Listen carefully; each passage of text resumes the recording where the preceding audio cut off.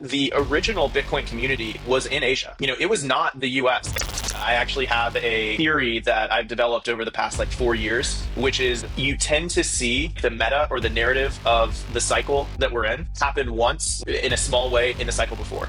You're going to see is all of the best companies in the world adopting a Bitcoin strategy to pour their profits into Bitcoin, and you're going to see the market reward that massively. That's going to create this flywheel effect for the Bitcoin price that will propel us to orders of magnitude higher from where we are right now. The S&P 500 and some of these indexes, you have to be a profitable company in order to join. They have not let MicroStrategy in up until this point because of those accounting rules, because MicroStrategy did not look like a profitable company. Now that those accounting rules have changed, MicroStrategy is a massively profitable company, and it's about to get inducted into the S&P, and that's going to create massive amounts of passive flows into MicroStrategy. That's going to be a massive thing to watch. It should happen soon. When that happens, you will see billions of dollars flow into MicroStrategy and therefore Bitcoin due to no other reason than all of these passive funds have to allocate to it now. Got the whole crypto world going wild. Money blockchain, she's the queen of the game. Stacking crypto like it's her claim to fame. If you want success, then take a look away. Today, I'm super excited to be joined by Brandon Green. He is one of the most important people behind the scenes in Bitcoin. So he's helped grow Bitcoin conference into the best global event now in places like Amsterdam, Abu Dhabi, Hong Kong, and of course, US. He is also the chief of staff to the CEO of BTC Inc., working directly with the top team to shape the future of Bitcoin. And he's smart, he's strategic. He is one of the reasons why Bitcoin events are so cool right now. Really happy to have you here, Brendan. Yeah, honored to be here, and thank you for that glowing review of who I am. I don't know if I'll try to live up to all of it. Let's start with something really interesting. Okay, so I was in Vegas for the Bitcoin conference in May. Yeah, it was in May. And Mhm. I've heard this really interesting observation. So this year, the female toilets actually has a line. And people who's attended previous events said it was always the male toilets being packed and no females on site. So is that a sign for bull or bear market? I think it's probably a sign for neither. I think this is a sign for progress.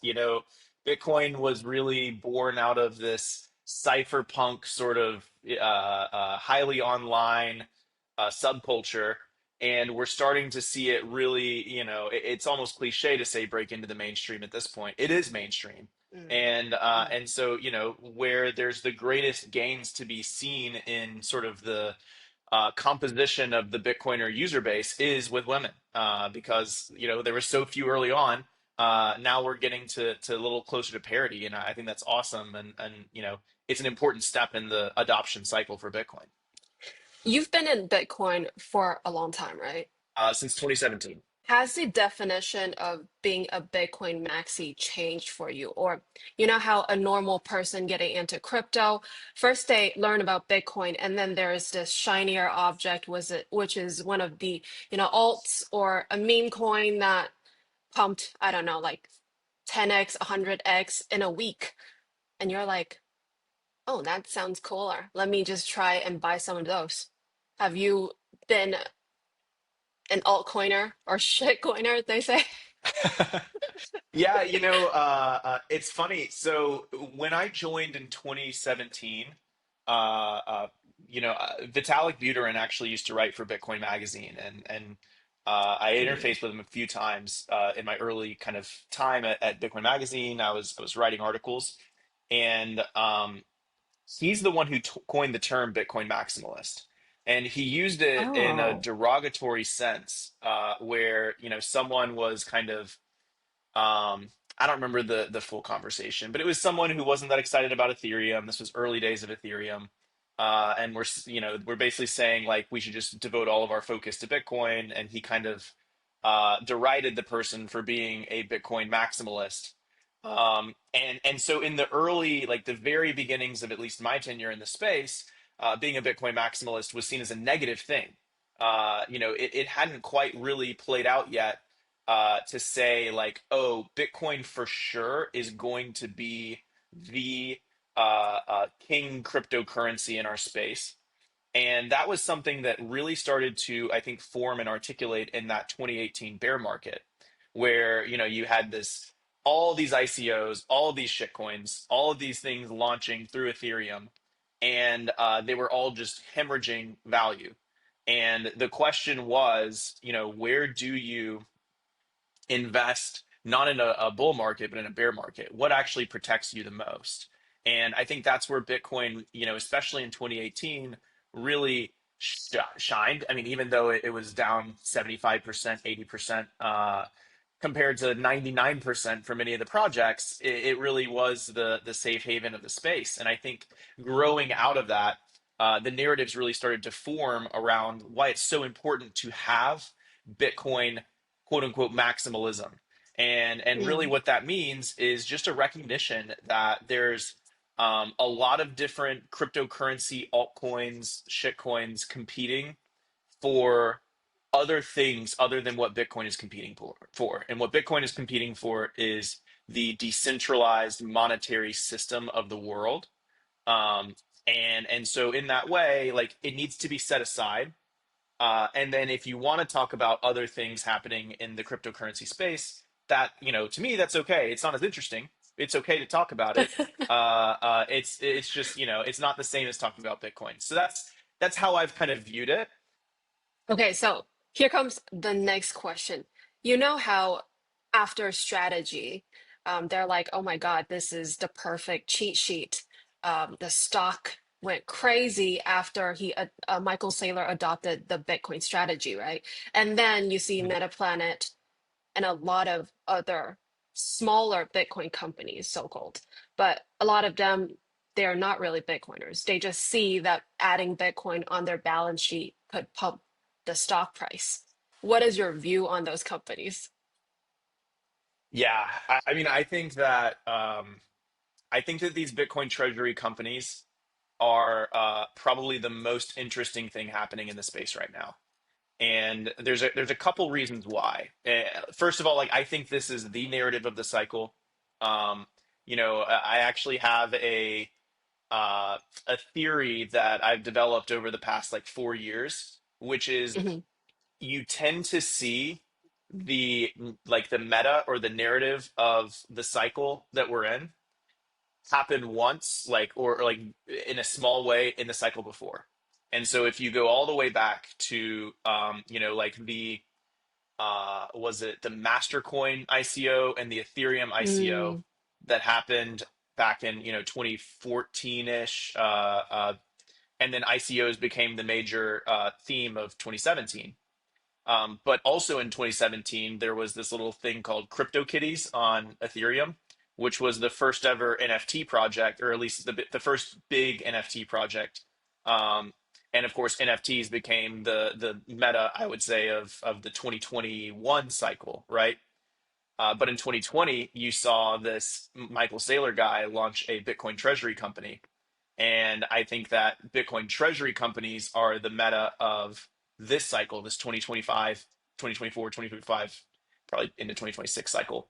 And my bold prediction would be that you've seen the US announce the strategic Bitcoin reserve. I think nation state adoption is going to be the major meta of the future cycle from now. So all that being said, like, that's how I'm framing, Bitcoin treasuries for this cycle.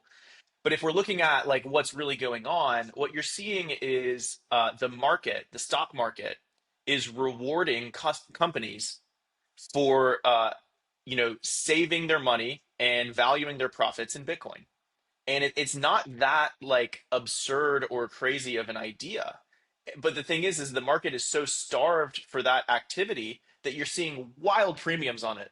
And so, you're seeing these companies that are able to have a 2x, some of them are 10x MNAV, 10x the valuation of the Bitcoin they're holding without an operating company to go alongside them that really imbues them any sort of value. And so I think we're in a moment in time right now where this trade exists, and you can basically just arbitrage the value of your stock versus the underlying Bitcoin you have. I don't think that's going to last forever. Mhm. Maybe we've got 6 more months of that, maybe less, maybe more, but it's not going to last forever. And what's going to take that place is publicly traded companies that have massive profits that are dumping their profits into Bitcoin. And the market is going to reward that behavior with the premium on the stock. And that will be the thing that kind of creates the fastest horse, let's say. And so what I think we're going to see happen is not this proliferation of holding company, treasury companies that don't do anything except buy Bitcoin. I think that's mostly run its course already. You'll see it in some other markets, right, internationally, but in terms of like the major markets, all those plays are already out there.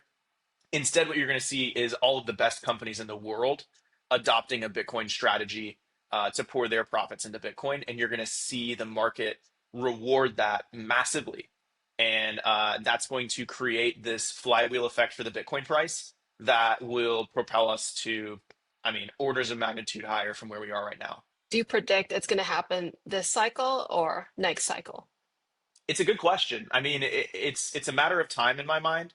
I don't think if you had asked me 3 years ago, I would say, okay, we have major blockers, right? Number one, institutions still don't believe in Bitcoin. Well, now we have the Mm. Bitcoin ETFs, BlackRock's all in, Bridgewater's all in. Like, that's no longer an issue.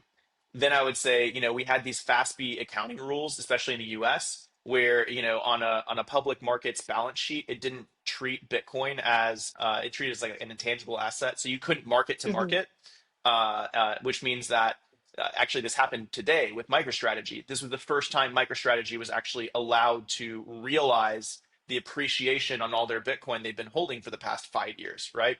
And so, that was something that was punishing public companies and preventing them from adopting. Uh, and then, the third thing I would say is you didn't have a regulatory environment that felt supportive of dipping your toe into Bitcoin like this. Well, now you've got regulatory regimes around the world that are all fighting tooth and nail. The game theory is flipped, right? Now all of a sudden they all want to be the place where the Bitcoin and crypto companies can go. And so I think that if you just combine those three things, um, it there are no barriers for this meme to play out in the market now. So it's really just a matter of it continuing to propagate. Would you expand more on the accounting rule change? Because Michael Saylor was talking about this last year, but we want to know more details. How does that benefit more companies buying Bitcoin? Yeah, it's a good question. And to be clear, I'm not a CFO or an accountant, so some of this stuff I may butcher a little bit. But Mhm. the way that public companies have to run their books, and therefore like the way that they can record profit, record loss, report their finances to the market is something called gap accounting, Mhm. and it's the FASB, which is an accounting regulatory apparatus that basically puts these standards out there. And so a while back, they said Bitcoin is an intangible asset, and so it should be valued on your balance sheet basically at the value that you purchased it, with the exception that if it goes down, you have to mark to market those losses. So, Mm. if Sailor were to buy it at, $10 and it goes down to $5, he has to recognize on that balance sheet. But if it goes Mm. to $10 from $10 to $10 million, he can't recognize that on his balance sheet, which means things like access to leverage, access to financing, all sorts of just having the market recognize the valuation of your company, like the book value of your company. It's not allowed. It's kind of like this strange handcuff that existed for years, and so that got lifted back in January, and it's going to cause a lot of companies that were sitting on the sidelines to change their mind. And I'll tell you the one place where it's like very clear that this change will have an impact, which is the S&P 500 and some of these indexes where you have to be a profitable company in order to join. They have not let MicroStrategy in up until this point because of those accounting rules, because MicroStrategy did not look like a profitable company. Now that those Mm. accounting rules have changed, MicroStrategy is a massively profitable company, and it's about to get inducted into the S&P. And that's going to create massive amounts of passive flows into MicroStrategy that have never come in before. You know, think of all those index funds, your Charles Schwabs, your Vanguards, your BlackRocks, anyone who just buys the S&P, you know, buys this sort of passive market participation as their 401k. They have been excluded from buying MicroStrategy up until now. Once MicroStrategy gets put in, now you actually have a vehicle by which people's passive investments into the market will directly go into Bitcoin via Michael Saylor converting it onto Bitcoin on his balance sheet via MicroStrategy. So it's a cool flywheel that has not existed yet. It's very exciting. It's gonna create ripples in the Bitcoin price. So for the everyday person that's watching, they should just look for when MSTR gets added into S&P 500. That's going to be a massive thing to watch. It should happen soon. I don't know the exact timing of it, but when that happens, you will see billions of dollars flow into MicroStrategy and therefore Bitcoin due to no other reason than like all of these passive funds have to allocate to it now because it's part of the S&P. I talked to Michael Turpin in Vegas, and he was telling me about his theory, the four-season theory of Bitcoin, where he thinks it is better to buy Bitcoin in the Bitcoin winter, which is the bear market, and then sell it in summer. So then you can accumulate more Bitcoin. That is his theory. There are people who says never sell your Bitcoin because you'll never be able to buy it back. What is your thought on these two different approach? Yeah, you know what I'll say is I live and breathe this industry. I have for the past 8 years. Um, I do not feel like I know enough to time the market. And I I run, see. the largest media outlet, the largest conference. Like if anyone would be in the know of when it's time to buy or sell, it would be me. And I'm telling you, it's so hard to time the market like that. But at the end of the day, like Bitcoin is the best performing asset in the history of mankind, and so it's picking up pennies in front of a bulldozer to try and time the market and buy in the winter and sell in the summer. I was looking at Google Trend earlier before we talk, and Bitcoin is at very close to all-time high, but the interest on Bitcoin is only at 25. Well, in December 2017, it was 100, and February 2022, it was 69. And right now it's only what, 25. Why aren't people as excited? Yeah, so there's a couple of things about like the intricacies of Google Trends, right, that you'd have to keep in mind. Mm, Number one is that especially with like things like ChatGPT, right, people actually just aren't Googling as much as they were before, right? So that's number one. That's a small thing, right? I wouldn't put that as a major thing. But the bigger thing is that I'm guessing the term you're looking for is just Bitcoin, right? People Googling Bitcoin. yeah. Um, Mm, and I would say, or what is Bitcoin, right? I would say that the average person no longer needs to Google like, oh, I've never heard of Bitcoin at all, like mm, Bitcoin, right? Now the questions are a little more specific. They're like, how do I buy Bitcoin? They are, what's a Bitcoin ETF? Who's Michael Saylor? What's MicroStrategy? mm. Why does President Trump like Bitcoin? Like all of these kinds of things, strategic Bitcoin reserve. And so what you're seeing, in my opinion, is the market is actually starting to learn and understand Bitcoin better. And that's what's eating into the Bitcoin search volume more than anything. Um, but I will also at the same time say that we are not in a mania phase. We are not in a crazy hype cycle mania phase like we were in December of 2017. If you remember, December 2017, you couldn't not talk about Bitcoin. I mean, everyone was there. Your Uber driver wouldn't shut up about it, right? And so like we're not at that phase right now. That could come. I think it will come at some point. But um, we're still very early in this summer, as Michael Turpin would call it. So. I love that answer. Let's talk about the Bitcoin theories. So you've met a lot of people in Bitcoin. You've probably heard a lot of theories on Bitcoin. Which one is your favorite? And is there any Bitcoin related realization that you've heard recently that you're like, wow? I mean, you've been in the industry for a long time. I can share mine first. So back to Michael Turpin, he said like the last 40 years of Bitcoin being mined, there will only be a total of 2.5 Bitcoin being mined. And I was like, oh my God, like 40 years, 2.5 Bitcoins. And because it's so far into the future, you're like, you're not even thinking about it. So that was my wow moment recently. Yeah, I'm looking at the total supply right now. Already we're at 19,900,000 Bitcoin mined. So, I Mm, mean, you're looking at 2140 is the year the last Bitcoin's going to be mined. That's in math is hard. 116 years from now, right? yeah. And so in the next 116 years, we're going to have to mine the incremental, you know, 1.1 million Bitcoin. Um, so just right Hmm. there, that should tell you all you need to know. Like there are not a lot of Bitcoin left to be mined.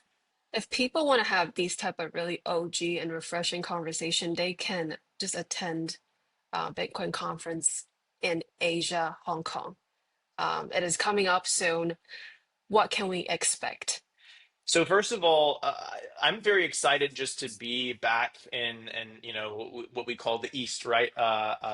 There's such a people don't appreciate that the original Bitcoin community was in Asia. It was not the U.S. Like in 2017 when I first joined, all the action was happening in Shanghai. All the action was happening in Japan, and Hong Kong. The coolest startups, BitMEX, FTX, like all of these major, Three Arrows. Yeah, like they were all in Singapore, they were all in Hong Kong. And so, it was only through kind of the 2021 cycle that shifted back, over to the West.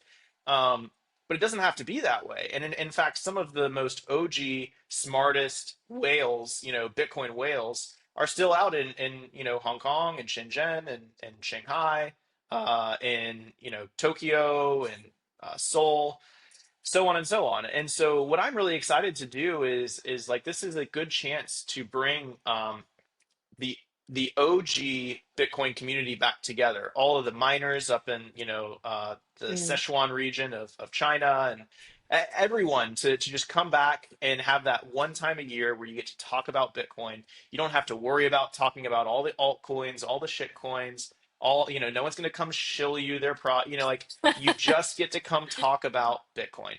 And Bitcoin is the single most interesting, most exciting thing happening in the world today.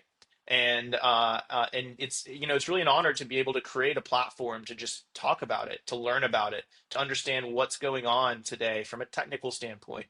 All of the stuff happening now with the treasury companies, there's massive stuff happening in Hong Kong. There's Moon Inc. There's like six different companies getting launched in Seoul right now. Obviously, there's Metaplanet in Japan. There's a few getting launched in Thailand. It's an amazing moment in time.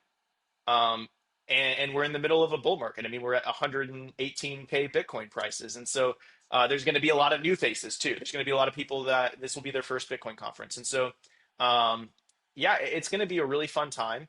And, we've got some amazing speakers. We've got some that we haven't announced yet that are, I think, going to raise some eyebrows as well. So, yeah, you can't miss it. And they're really cool speakers. Eric Trump is coming.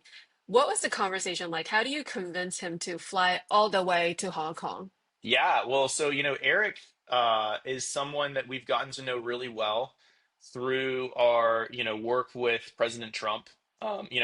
President Trump spoke in Nashville in 2024. We worked really closely with him on his Bitcoin policies that have now become the policy of the government, right? And through that process, we got to meet Eric, we got to meet Don Jr., we got to meet all sorts of folks kind of in his orbit. And what was really cool, especially with Eric, is he's super knowledgeable about Bitcoin. Like he's been in Mm, Bitcoin way longer than anyone knows. And my first conversation, I kid you not, my first conversation with Eric was about whether he should be, utilizing multi-sig for his, company treasury, or whether he should just be sticking with a custodian. And like, Mm. what did I think about the risk trade-off of self-custodying it and using multi-sig, and like, what are the best practices there? And I was like, dude, I figured, we were going to talk about like, what's the difference between Bitcoin and Ethereum? And here he is like 10 steps ahead. And so, this he's truly into Bitcoin. He's thought very deeply about it. He got announced, he's on the advisory board for MetaPlanet. He's got a lot of knowledge, and he also has the ear of his father, in terms of making sure that like what he's doing, what President Trump is doing, is impacting the industry in a good way. So he's a very influential person in the world right now, and we're very excited to have him there. He had a great time in Vegas, and Mhm. we told him we've got this road show happening, or we're going to Hong Kong next. Would you want to come? And he was like, well, I mean, is there a Bitcoin community out there? And we were like, oh yeah, I mean the Bitcoin community there is massive. And he was like, Yeah. well, I want to meet Bitcoiners from all around the world. And Mm. he was especially excited due to the MetaPlanet deal, and he wanted to show up in a big way. And so this was the best venue for him to really kind of make an appearance in Hong Kong. So yeah, he's really excited about it. I think there's going to be some very cool, um, like we'll say path crossing, that I think will happen at the event, of different people from the Hong Kong sphere, getting to meet Eric and vice versa. And there are also some other speakers, like I said, that we haven't announced yet, that I think will also capture some imagination in terms of how those conversations might go on site. So everybody should really join us. I'm gonna go as well. You're gonna go. Of course. Super excited. We want to end with this. An average person in their 20s, 30s, and 40s, how many Bitcoins should they try to obtain right now to be, let's say, a millionaire equivalent when they reach retirement age? Yeah, so I actually have a really funny video that I did with Altcoin Daily a few years ago, maybe a couple years ago, where they asked how much Bitcoin would you need to own to be a millionaire in the year 2032. Mm. Um, and my answer was, and I did the math like on air with them, and I'm not going to go rehash all of that, but my answer at the time was, I think, 0.01 Bitcoin. And that my Wow. idea was that by 2032, it's possible that, and this would be like the blow off top. And my I was also hedging by saying, like, I think that it would come alongside a inflationary moment where millionaire is not what it used to mean, right? Mm, But of that course. in 2032, zero point zero 0.01 Bitcoin could get you there potentially. And so, is that crazy bull math? Probably. But what I'll say is, as time goes on, Bitcoin's value is only going to appreciate against the dollar. I think probably most people who are getting into space right now won't ever own one Bitcoin. That's okay. Like, it's just a unit, like it doesn't mean anything. um One Bitcoin is 100 million satoshis. You can still own a million satoshis, and that's going to be a ton of value in the future. And so it's really just about creating healthy financial habits, about being able to save every day a little bit into Bitcoin and just squirrel it away for later. And if you can have that sort of habit, like that is good financial hygiene. And Bitcoin is the best savings tool ever created. And so if that's your habit, hey, I'm taking a little bit of my paycheck and I'm putting it into Bitcoin and I'm not touching it, then by the time you are ready to retire, you are going to be shocked with the amount of value you were able to hold on to in that process. So that's my advice. And I just count myself and ourselves so lucky to be Mm. in this moment in time where such an invention is like on its path, because there will never be another time like this. It's a unique moment to be able to actually buy Bitcoin and hold on to it. So don't miss that opportunity. When you say unique, does that mean early? It means early, And frankly, it means like there will come a time where you're not going to be able to exchange dollars for Bitcoin. That is not going to be a Mm, trade that anyone is actively going to allow or take. What we're watching this thing come to fruition mm. step by step every day. And like what a cool thing. There will be history books of history books trying to recount and understand how this thing happened, how Bitcoin succeeded, because it is so monumental for the history of humanity. And we just happen to be the ones living inside of it, and it's so cool.